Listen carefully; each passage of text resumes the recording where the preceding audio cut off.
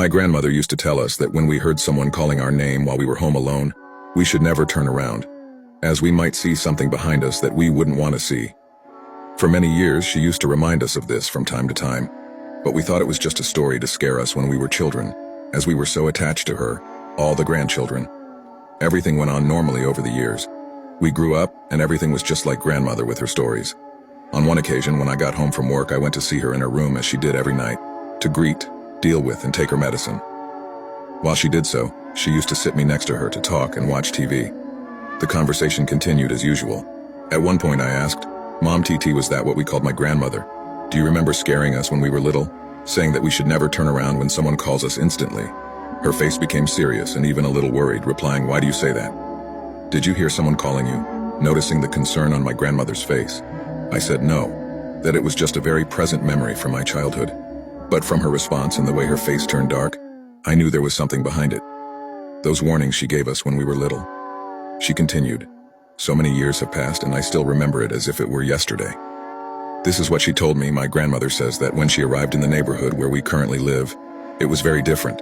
To give you an idea, my grandmother was 100 years old at the time.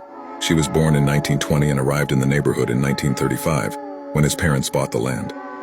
At that time, there were no electrical wires everywhere, and the way to light was with candles or alcohol lamps. We survived as best we could and lived day to day. At that time, the house we lived in was still a farm, the largest in the neighborhood, and even Grandma had 3 siblings, Ernesto, aged 12, Elma, aged 8, and Elva, aged 5, with her Esther being the oldest, 15 years old. One day, my grandmother's parents needed to travel to do business away from the farm, so my grandmother, being the oldest, was in charge. "We'll be back tomorrow afternoon. Remember to take care of your brothers and don't go out to the farm at night. Everyone must stay at home." The rest of the day went by normally. All chores were done as expected, and when the sun went down, my grandmother took her siblings indoors, prepared dinner, and then went to bed. Everyone slept in the same room on 2 beds, lit only by a few small candles. Slowly they began to sleep without imagining what was about to happen that night.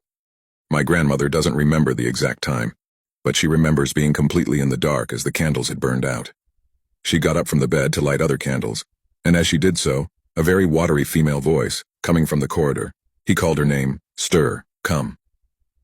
Scared, my grandmother remained silent while in her mind she thought, have Mom and Dad returned yet? But she knew it was impossible, and she clung to the slightest hope of finding an explanation for that voice calling her from the hallway.